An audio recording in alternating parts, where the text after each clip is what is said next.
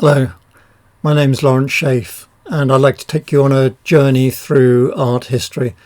Today's talk is about a gallery in Tate Modern called Materials and Objects, and what I've done is to select some of the major works in that gallery, and I'll take you through and talk about each of the works on a tour of the gallery.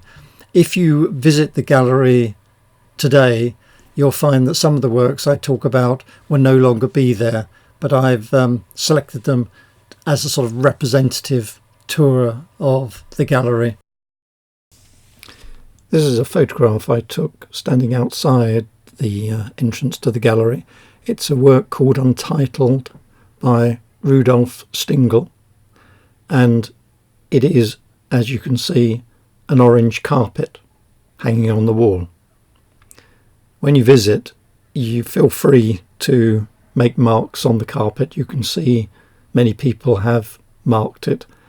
And you're, of course, adding to the artwork as you make marks. And this challenges the convention that what artists do is make the artwork, and then we, as viewers, passive viewers, just observe what the artist has made. The carpet, this carpet, or in fact one like this carpet, was displayed at the Venice Biennale in 1993. And before then, Stingo was producing abstract paintings using gauze and spray paint. But in 1989, also at an earlier Venice Biennale, he provided a do-it-yourself manual in several languages explaining how anyone could create a painting like his, how you applied the gauze and the spray paint. The idea was to get people involved, interacting with the artistic process, and that led him to the idea of this carpet, a surface which could be marked, but the marks can also easily be erased. He did later use polystyrene foam covered in silver paper where the marks can't be erased, but in the Tate what we needed was something where the marks could easily be erased and then added to again by further visitors. So the artwork that's produced by the visitor is essentially transient, and Stingo chose carpet as something that could be easily marked and easily erased. Now, art historians have looked at this as symbolic of modern life, where trends and fashions come and go, things change. It's also been seen as a sort of a parody. Conventionally, the carpet's on the floor, and you go and buy your expensive artwork and hang it on the wall. But in this case, the carpet has been moved onto the wall as the artwork. It also, of course, has historic references, as woven artworks, tapestries, used to be hung on the wall. The other point about it, which we'll come back to later, is that it is just a carpet. It's something, well, in fact, he did order a specific colour, so it was specifically made for him, but it's basically something that you can go into a shop and order and have delivered. It's what we call a ready-made, an object that the artist has bought with the minimum intervention by the artist. And we'll talk about ready-mades more later. Rudolph Stingo himself, he's an Italian artist whose work, his early work, explores the idea of artistic creation. He was born in Merano, which is in the southern Tyrol of Italy, and he now commutes between New York and Merano. And before leaving Stingo, I'd like to just talk about a later work, a more recent work by him. I just wanted to show you this briefly to bring you up to date with the work of Stingo. It's one of a series of black and white or oil paintings of black and white photographs It's yes, it is a painting. It's large as well. It's something like 4.5 meters wide and over 3 meters high, and it's called Untitled brackets After Sam, and was painted in 2006. It's a photorealistic self-portrait based on a photograph by Sam Samor, and it was sold at Christie's in 2017 for just over $10.5 million.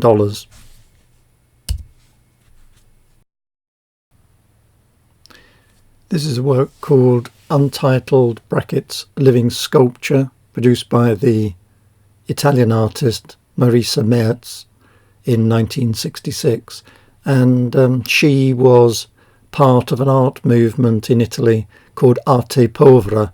It's an art movement that was breaking away from undermining the conventional view of art, the conventional view being that paintings are oil on canvas, they became valuable objects which are then engaged in a series of transactions where they're sold from person to person, perhaps more for their value as an investment than their value as an art object.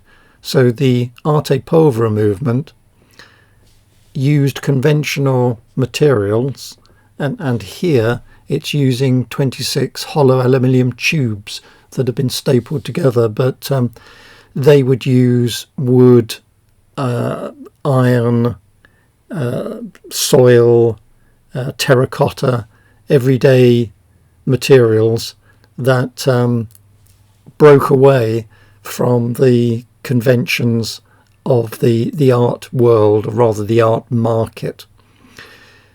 At the time, her work was overshadowed by her husband's work, and he was also an artist in the Arte Povera movement, but recently her work's been increasingly seen as some of the most significant of the period. This work she first installed in her kitchen. The following year she exhibited it, and it was bought by the Tate. This work in her kitchen she extended to other rooms in her house, and her house ended up as full of these dangly objects, and one of the things she loves about them is that you can't pin them down. They're hung according to the shape of the room, and they create a space in the room that interacts with the rest of the space of the room. So the artwork is constantly evolving and can't be pinned down. Sadly, she died in last year, July 2019, aged 93, and her obituary in the New York Times described her as a bold explorer when art was a man's world. This is a work called Scruff of the Neck by Neri Bagramian, produced in 2016. Neri Bagramian is an Iranian-Armenian artist, although she moved to Berlin when she was a teenager and still lives and works there. There's two ways that I approach this work, one through the look and the other through the title. Starting with the look, it has a humorous side to it and a violent side to it in my mind. The humorous side is that it has the appearance of dental work. It looks like teeth with metal clamps holding them together, teeth braces. But the teeth braces end with forked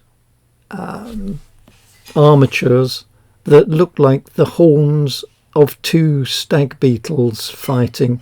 The whole work looks very precariously balanced on its thin metal legs, and it combines the organic teeth with the inorganic metal work, metal dentistry work, if you like. I don't think this is an interpretation that we should get too hung up on. I'm not saying that it's about dentistry.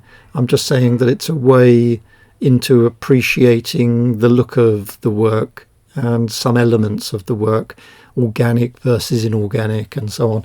But the other way in is through the title. Scruff of the neck is an expression that suggests control, maybe violence, violent parenting or schooling. We take someone by the scruff of the neck in order to bring them under control. So it's seen as a vulnerable and sensitive part of the body that is grabbed to bring a person under control.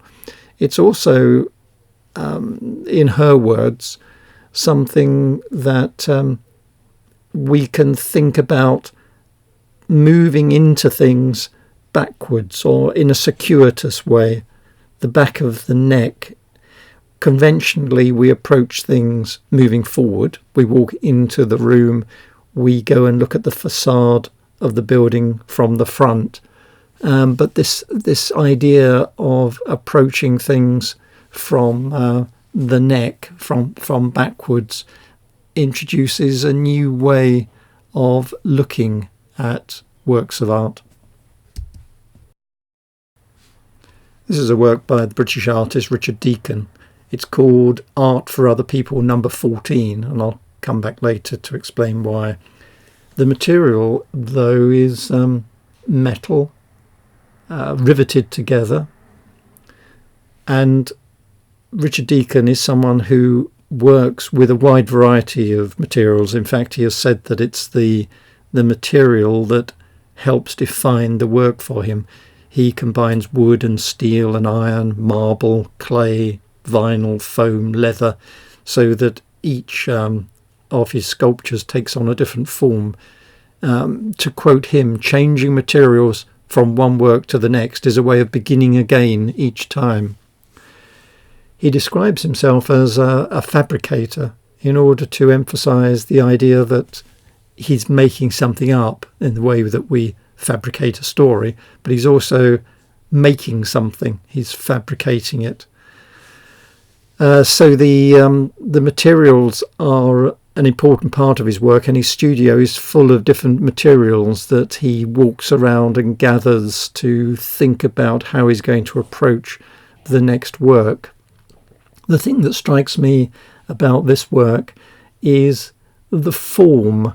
It combines somehow the organic feel of, say, an anteg or a chrysalis with the inorganic feel of some sort of strange scientific instrument, an astrolabe, say, and the form of the work encapsulates both ideas of the soft and natural organic form with the hard constructed inorganic form. If you're looking for meaning, Deacon has said, I don't think there is ever someone who gets it. I don't get it particularly. I hope people get pleasure from the work. So that's an important thing to bear in mind when looking at this and other abstract works. It's made from flat plates of brass which with foam sandwiched between them, and it's held together by a combination of rivets and screws. The plates joined at right angles to enable them to appear to flow through each other. And the works that he produces vary a lot in terms of their size. Some are extremely large and made for galleries, would only fit into a large gallery. Others are, like this one, are made for the domestic size of rooms, which is why he calls it art for other people. It's art that would fit into your living room, and he's produced a whole series of works called Art for Other People, and this is number 14 of those works. This is Ink Splash 2 by L. and Atsui, and it was produced in 2012. If you look closely, you can see it consists of a lot of shiny aluminium squares with some blue and some yellow scattered amongst them. It's difficult to see what it's made of. It's actually the tops of bottles, the aluminium tops that cover beer bottles. What Atsui has done is he's taken thousands of these bottle tops, flattened them, made them square, and then sewn them together using copper wire. Although in fact he doesn't do it himself, he employs teams of assistants to produce these large works, and this is one of many large wall hangings that he's produced using the same material. He's also produced works using other raw materials, other basic materials, wood and steel and so on. This work is, as I said, it's called Ink Splash, and you can see why. It looks at a distance as though it's some splashes of ink that have dropped onto the wall and onto the floor. The exact relationship, the exact way that it's hung, is not specified by Atsui. He doesn't mind. Each time a gallery hangs it, they can hang it in different ways, so the decision is made by the curators at the Tate. Atsui is a Ghanaian artist, and he now lives and works in Nigeria. The bottle tops are from alcoholic drinks manufactured in Ghana. Now, there's a historic reference here. When Ghana was a British colony called the Gold Coast, all alcoholic drinks could only be manufactured in the UK and were exported to Ghana. But when Ghana achieved independence in 1957, it started to brew its own beer, and so using bottle tops is a sort of a reference to the fact of Ghanaian independence from the British. The other reference is that the trading in liquor, in rum, between the Caribbean and Europe was one leg of the three legs of the slave trade, and he's consciously, he says, is referencing that in his work. However, he's also said that the most important thing is the transformation. He's taken what might be regarded as junk, as garbage, and turned it into a shimmering wall hanging, which at a distance could be regarded as a tapestry, chainmail, a mosaic, all sorts of suggestions that arise from this shimmering work. The fact that it's actually beer bottle tops is hard to tell at a distance. It's the bottle tops are now have a different role. They've got an artistic role in creating something that evokes the same sort of feelings as other works of art, like lace or mosaics, or even the ceremonial clothes of numerous cultures.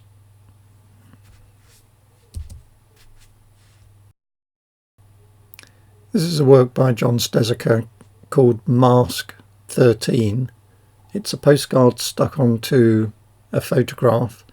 The photograph is of, it's an old movie still, of a long forgotten movie star. It's part of a series of mask collages that he first started making in the 1980s. When he first started to collect these film stills in the 1970s, he couldn't afford the portraits of the then well-known movie stars, but in the 80s a lot of the movie stars had been long forgotten. The price went down and he started to create a large collection of these portraits. He also collected the postcards, and he spent a long time pondering on each one about the best way of combining them together. The combination creates a mask. Now, looking at the postcard, the trees, which is of course upside down, the trees on the right follow on the line of the hair. The arches are like eye sockets. The structure in the middle is like a nose, and the lower part of what we see, actually the top of the temple, is like a jaw. So the postcard becomes a mask in front of the face of the movie star, who is actually putting on a mask as an actor. And it's the idea of the mask in Stejska's teaching is what he describes as the origin and point of convergence of all the arts. The reason is the mask itself is empty, but it creates an identity and a meaning that hides another identity. He's been described, Stejska's been described as a surrealist because of this anachronistic combination of images, but it's not quite a correct description. I think it's a more philosophical feeling that you get from these combinations of pictures. He calls his photographs and postcard collection orphans that he rescues by channeling their power in new directions, basically by combining them together to find new meanings. The postcard, you can see written upside down, it's a postcard of the Temple of Diana. You can see it says Nîmes, le Temple de Diane, which is postcard of the Temple of Diana at Nîmes in France. However, it was incorrectly named. It's not actually Temple of Diana. It was discovered in the 17th century, and they found a statue of Diana in the ruins. But it's now believed, we don't know for certain, but it's now believed it was a form of sanctuary that was based around a spring during the reign of Emperor Augustus.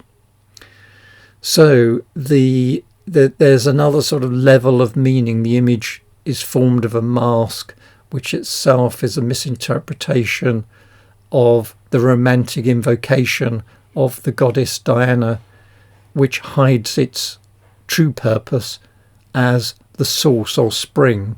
And this reference to, or indirect reference here to, a spring is central to another of his works called Mask 9, in which a stream is cascading down the rocks on the postcard that he uses for that work. Stejska was born in 1949 in Worcester, graduated from the Slade and lives and works in London now. But he's, for 30 years now, he's been an influential teacher at Goldsmiths, St Martin's and the Royal College of Art. And as I said, he's teaching. He runs a course where he teaches about the origins of the mask as, I said, a point of convergence of all the arts. This is an object by Man Ray, who's perhaps better known for his photography. It's called Emak Barkia. It's made in 1926, although this object we're looking at was remade by Man Ray in 1970. It's a cello head, or the original was a cello head that he found in a flea market in Paris, very old and worn. And Man Ray joked at the time that he would give it a long white beard, and what he did is he paired it with some light grey horsehair, which we see here, and the long flowing hair and the curvaceous form seems to feminize the object. And he was always fascinated by the spiral form of the cello head. He once said, "Nature, from the seashell to the galaxy, is full of spirals. When I was a young man, I was already obsessed by this form. When working as a draftsman, I was fascinated by curves, spirals, parabolas, and hyperbolas." The title, Emak Bakia, is, you might not recognise the language. I'd be surprised if you did recognise the language, because it's Basque language and it means "leave me alone." It's the name of a house that Man Ray stayed in the year before he made this piece.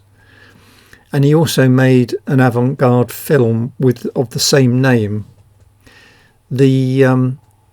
As I said, the version we're looking at was remade in 1970, when he made 10 versions in silver and one in wood, and this is the one in wood that was bought by the Tate. Many of his early objects have been lost. He made them to photograph and then he threw them away. But in the 1960s and 70s, there was a renewed interest in the work of artists like Man Ray and Marcel Duchamp, and they both remade some of these objects in limited editions. Man Ray said, "There's no progress in art any more than there is progress in making love. There are simply different ways of doing it." He also made the point that he's been accused of being a joker, but he believes that successful art involves humour. Now, I mentioned Marcel Duchamp. In fact, Man Ray met Marcel Duchamp in New Jersey at the time when Marcel Duchamp had just come from France and spoke no English, and Man Ray, who was born Emmanuel Radnitsky, was born in Philadelphia of Russian Jewish immigrant parents, spoke no French, but they both had a passion for chess. Of course, Marcel Duchamp later went on to be a chess master. They were both subversive and both had an irresistible desire to invent, and they remained lifelong friends. In 1913, at the Armory show in New York, Duchamp showed Nude Descending a Staircase, and it caused a storm of outrage. There is another work that caused outrage and has been voted the most influential art of the 20th century, a work by Duchamp that we'll look at next. To understand this artwork by Marcel Duchamp, I'd like you to imagine that you're at a board meeting of the American Society of Independent Artists in New York in April 1917. 1917, we're in the middle of World War I in Europe, and thus many European artists like Duchamp have come to New York, and the Americans have the idea that because there's no art being produced in Europe at this time, they can take over from Paris as the leading centre for modern art. Now, to achieve this, the American Society of Independent Artists had the idea that they would put on an exhibition and agree to accept any work that was submitted where the entry fee of $6 had been paid. However, you've been called together as a board because this work has just been submitted. So there was an emergency meeting called to judge whether this work should be accepted. It's a urinal, turned 90 degrees on its side. It has the title submitted with it of Fountain. It was submitted with an address signed Armit 1917, and it was mounted on a black pedestal. What do you think the board decided? Did they exhibit it? I mean, this has become the most influential work of art of the 20th century, according to 500 British art experts who voted on it recently.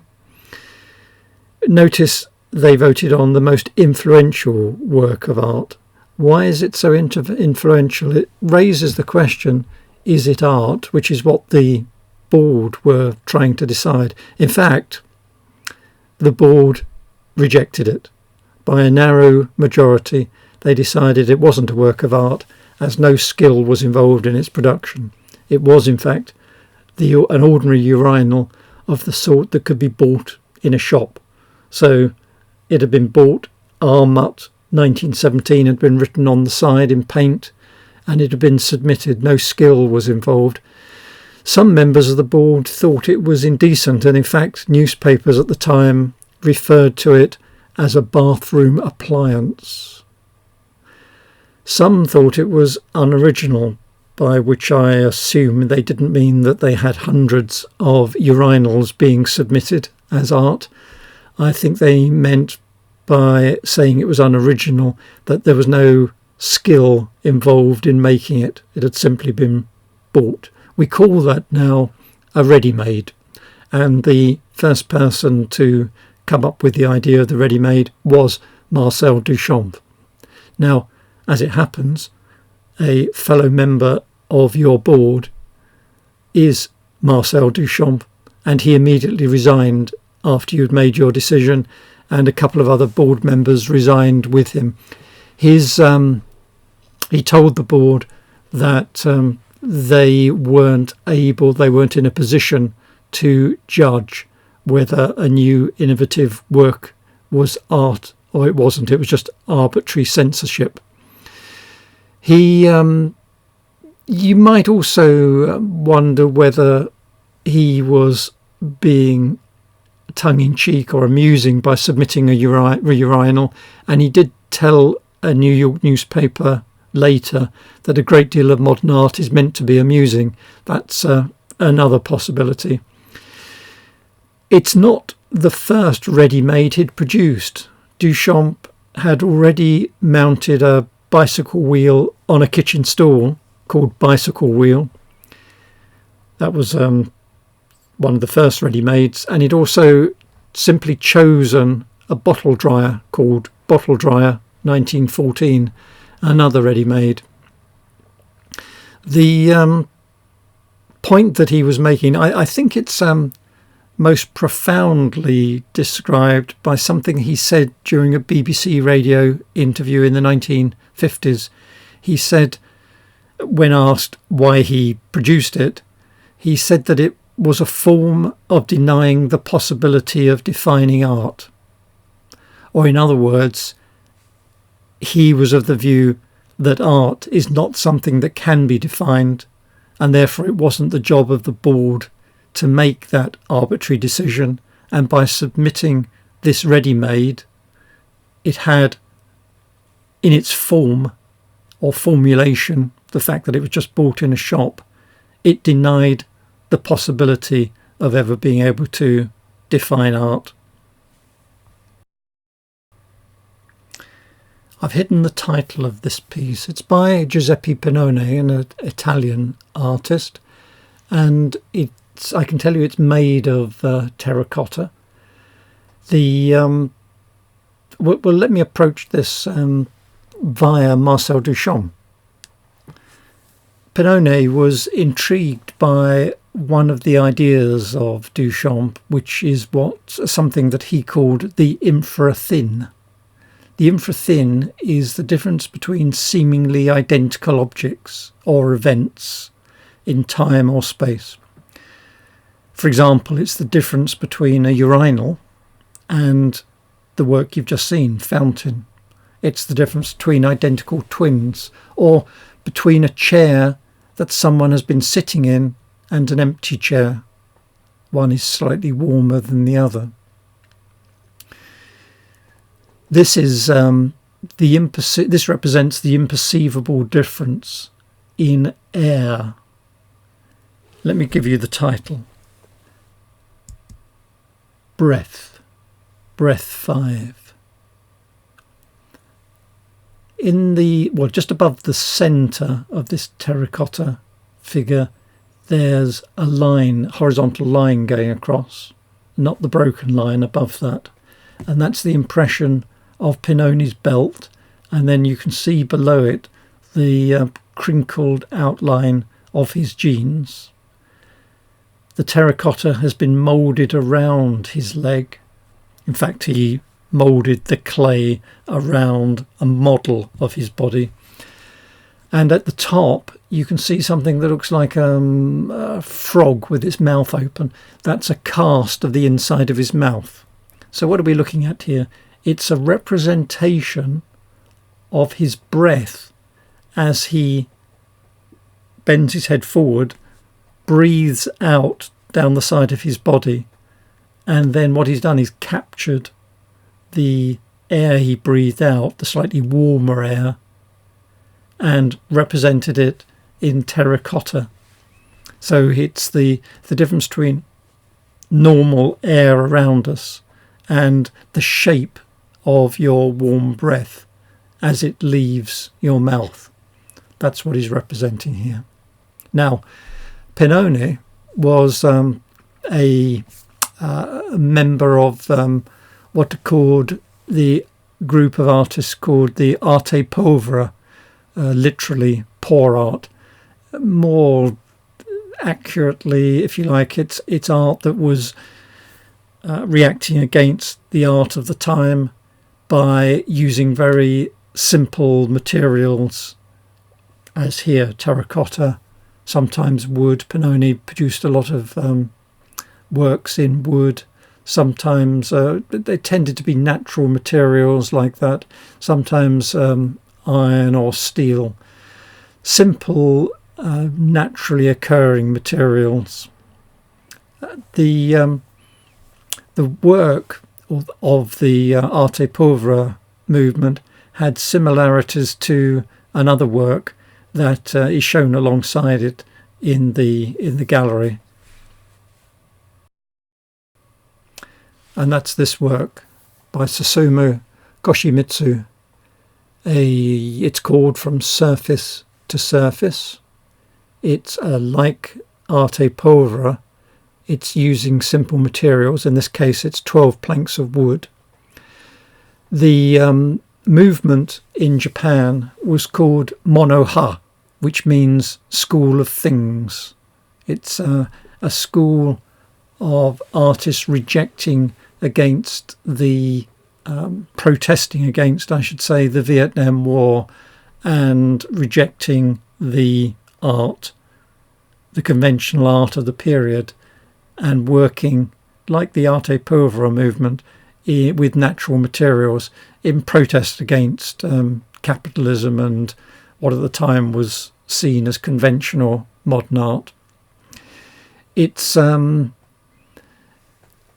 number of planks of wood that have been sawn with a cutting machine, an electric saw. If you look closely at the works, there are slight differences in the cuts on a single plank, and obviously each plank has been cut in a very different way. So it's not meant to be completely without variation, but it's essentially nullifying the usual associations of fine art with oil and canvas, the use of skill and so on. And they believed that a lot of this, these forms of art had been nullified by technology. So by embracing technology and rejecting traditional ideas and using natural materials, they could make a new form of art which was anti-capitalist and anti-modernist. This is by a Brazilian artist called Tunga. It's called Capillary Xiphopagus amongst us, and a more loosely translated title is Capillary Conjoined Twins among us. And what we see here are two girls in the Tate Modern.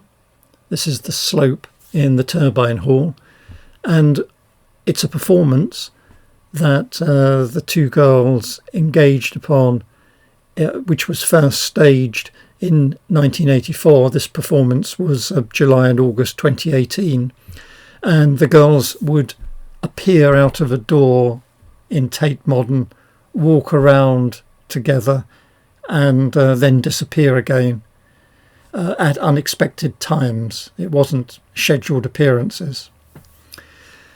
The two girls, as you can see, their hair is conjoined, and that's the point of the title, Capillary Conjoined Twins. They're joined by the hair. What's that got to do with anything? Well, it relates to a Nordic myth. Let me tell you the myth. Two girls were born joined only by their hair. The village was worried that this was an omen, but they couldn't decide whether it was a good omen or a bad omen. They agreed that when the girls came of age, they would allow the girls to decide between themselves whether to have their hair cut to separate them or be killed. The assumption was that they would be separated when they came of age. But when they came of age, they decided not to be separated. They were decapitated, their heads hung in a tree, and this directly or indirectly caused dissension in the country and revolt across the land. Bad things happened. Later, an old woman came across the tree, took down their heads, and sewed a purse from the hair, and the strands turned into gold.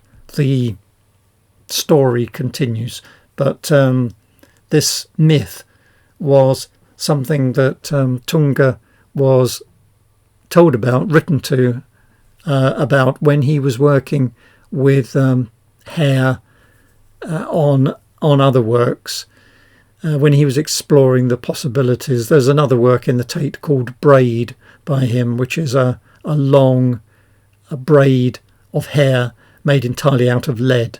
So he's interested in the associations of hair, and he was particularly interested by this Nordic myth, and that's when he came up with this performance work of two girls wearing a wig that shows them with their hair joined together. This is a work by the Indian sculptor Laney Mukherjee. It's called Jalba, or hibiscus, as in the flower, and it's a freestanding sculpture made from knotted hemp, which is over a metal frame. The hemp, the yarn, has been dyed to create this organic form. It might remind you of some of the close-up paintings of flowers. Remember, it's got the name of a flower by the American artist Georgia O'Keeffe. Also, the hemp, which it's made from, is a material that's used in rural India, and Mukherjee started experimenting with hemp in 1971. She originally was, as a student, was a painter using conventional materials, but she switched to using traditional craft materials and worked in ceramics and bronze as well. She's an innovative artist, although her interest in natural materials aligns her, of course, with what we've just seen, the Italian arte povera and the Japanese mono-ha artists. The the central pink area, the form of the object, obviously has sexual associations which have often been discussed with respect to her work, yet Mukherjee, like Georgia O'Keeffe, rejects these simplistic readings.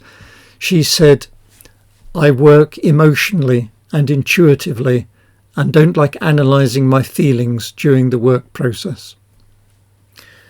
She's described in one contemporary Indian art book as a unique voice in contemporary Indian art. The sculptures knotted painstakingly with hemp rope in earthy or rich glowing colours evoke a fecund world of burgeoning life, lush vegetation and iconic figures. This is a work by the South Korean artist Sohee Yang, who was born in 1971. She was born in Seoul, although she now lives in Berlin and Seoul and commutes between the two, and has artworks exhibited all around the world. This one, the title's important. This one's called Sol LeWitt Upside Down, structure with 3 towers, expanded 23 times, split in 3. Let's start with Sol LeWitt's work. This is the artist, American artist Sol LeWitt, structure with 3 towers, the work she's referring to.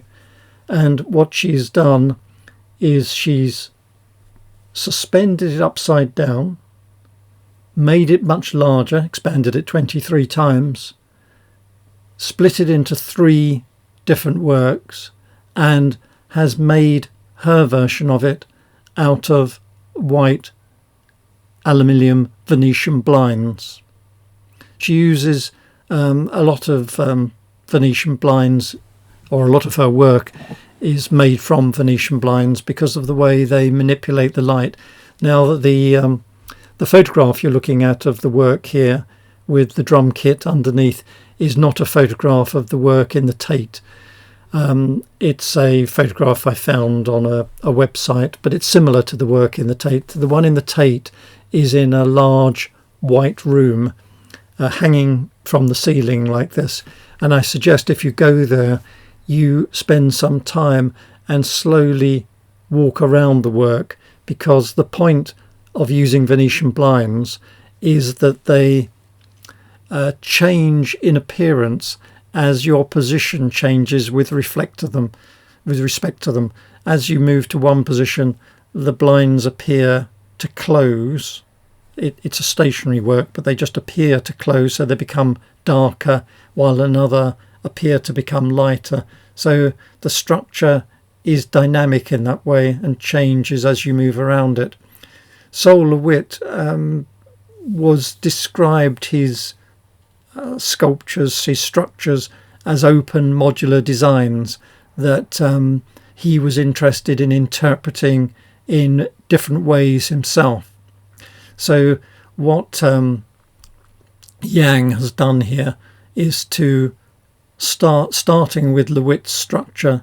She's produced a number of different structures based on this basic idea. Some of them are small, based on the floor. Some of them hang from the ceiling. Some are larger than this one. They're all constructed from aluminium Venetian blinds, and I think the reason for that is the way they manipulate the light. But it's not the only. She often uses domestic objects, but it's not always Venetian blinds. She uses anything from tea cosies to cans of Spam. She removes the object from its normal domestic context and rearranges them into abstract compositions, and her aim is to communicate in a primitive visual way without language, although she sometimes adds sound, lights and even scent. Her work, it's a contemplation and a connection, an emotional connection and dislocation. She references often references the abstract work of other artists.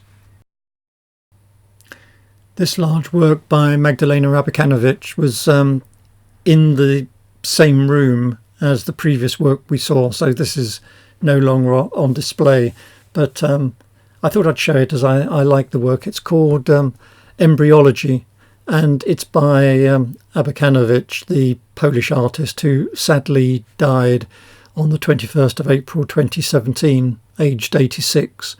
She was an extremely well-known artist worldwide, but she made a number of these early works in the 1960s from materials that she had to hand.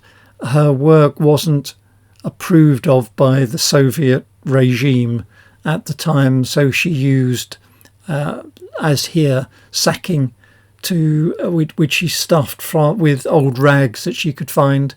She worked with assistants to make these things, and she called them, there are a number of variations, she called them abacans, a derivative of her own name.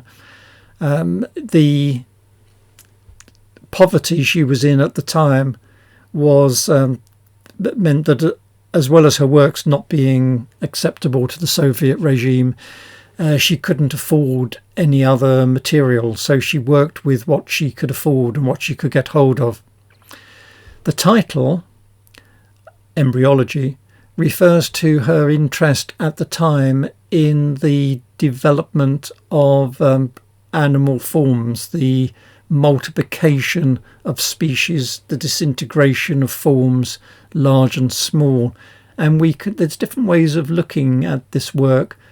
In the gallery, I often ask people, before telling them the name, what they thought it was. Some people see it inorganically. So a lot of people see it as boulders by a seashore.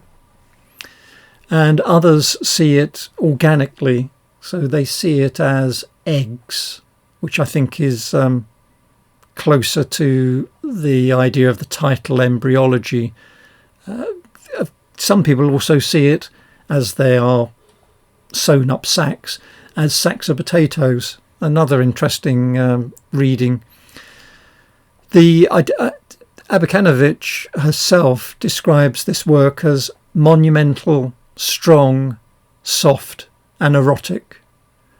The final word is interesting because when asking people what they thought of the work, it's not an interpretation that many people come up with, but I think it's through the softness. One could imagine lying amongst these soft rocks, and this combination of or ambiguity in a way between the inorganic and the organic lies behind a lot of the works that we've been looking at while walking through the Materials and Objects gallery at Tate Modern. Just to finish with, Abakanowicz said something that I'd like to repeat to you. Art will remain the most astonishing activity of mankind, born out of struggle between wisdom and madness, between dream and reality in our mind. This is Shooting Picture by Niki de Saint Phalle. I'd just like you to look at it and think about how it might have been created before I show you how she produced it. You can see that there are lumps and that the paint flows down from these lumps to form lines of colour running down the front of the canvas. This is how she produced it. With a rifle.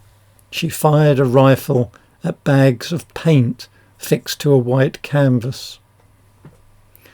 The canvas was all white before she started firing the rifle and puncturing the bags of paint and allowing them to spatter and run down the canvas. She produced this in 1961, and later Phalle produced a series of works that involved shooting cans or balloons of paint, and she used darts, pistols, rifles, even miniature cannon. And she would fire herself, or she would get famous artists and actors or members of the public. These happenings attracted the attention of the press, who were interested in the violence associated with producing these works. Sometimes the works were produced in the open air, sometimes in a gallery, and a couple of artists that she involved in producing these works was one was Robert Rauschenberg and the other was Jasper Johns.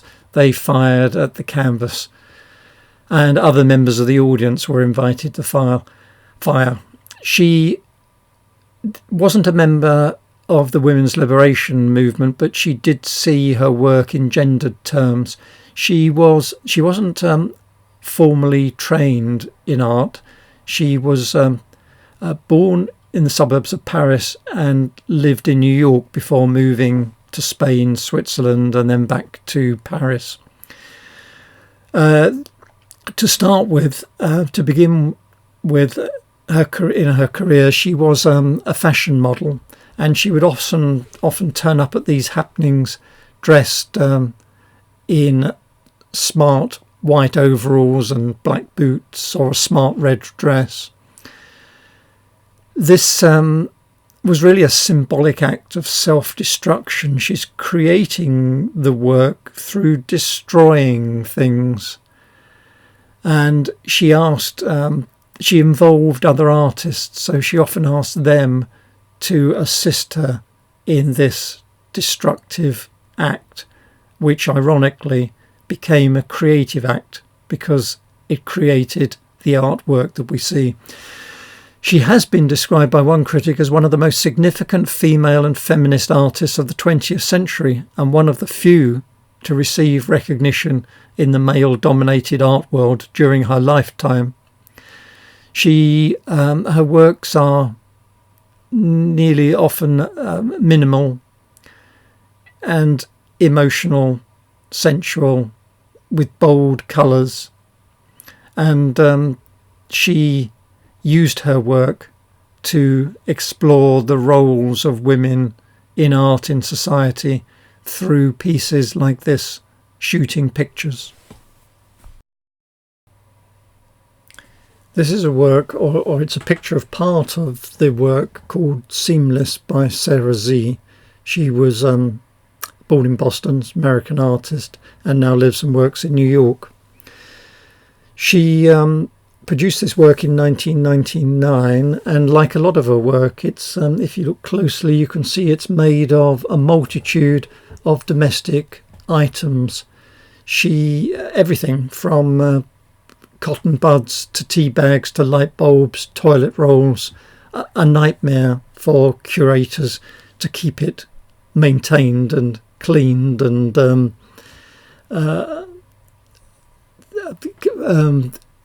and polished. The work, well, as you can see, the work goes through and comes out of the walls of the gallery. There are holes cut for it to enter and exit, and you can't see it here, but it also comes around and runs along the ground as well. Critics have tried to understand the work through listing all the objects and trying to relate them together in sequence, but she has rejected this. She said, the whole point of my art is that logic breaks down. When you put it in a list, it feels very literal. The experience of it can only happen in space. And it's one of those works where if you enter the room, the work is all around you, and it's very beguiling. It's because there's so much detail in the work, it draws you to examine it, and you find yourself looking and thinking about how was it assembled, how was it made, and if you stand back, it has this very ethereal, abstract quality to it. The work is in the gallery and runs into this isn't a picture of the work in the Tate, but the work in the Tate is very similar and runs through the walls of the gallery in the Tate. It's created, as I said, from ordinary domestic objects, but it's not the story, it's not the romance of detritus that she's interested in. She said, I don't like objects to have a history. It's not the use of the object, the associations of the object. It's the pure look of the object, particularly the look when a number of objects are assembled together in a particular way. The final work I'm going to be talking about today is by Lenore Tawney, called The Queen One, made of linen and bamboo. It's often described as fibre art.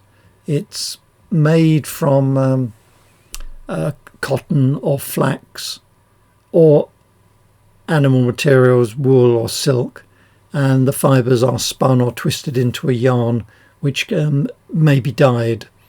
Fibre art took off in the 60s and 70s and is often associated with the women's movement of the same period, because I suppose traditionally textiles are associated with the domestic sphere, although in the Renaissance period and the medieval period the most expensive wall hangings were tapestries, were a fibre art, effectively.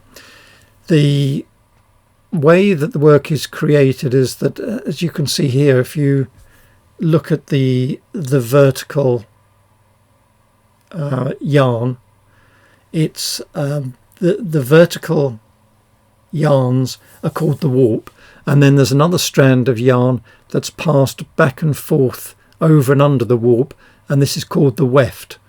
The weft makes up the figuration that you can see, the pattern that you can see in the centre and particularly the top of the work, which looks like a sort of a form of headdress or crown. In fact, Lenore Tawney didn't name the work.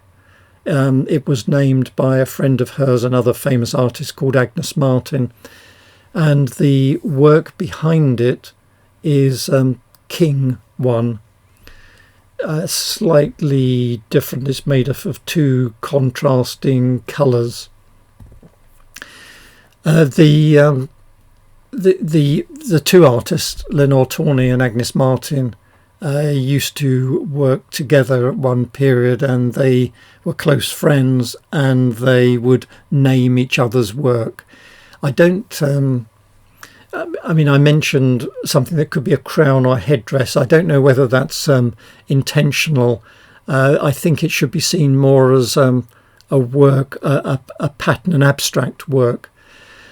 It is associated historically, of course, with decorative work, with needlework and fabrics and wall hangings, but it raises the question of what's the distinction between fine art and decorative work, particularly abstract work.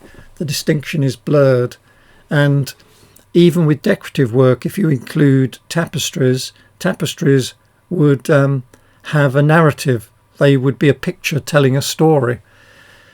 So it's only more recently that we associate decorative work with abstract work, and the fine art in the 20th century became abstract. So the distinctions between the two are disappearing, or have disappeared. What is the difference now between decorative art and fine art?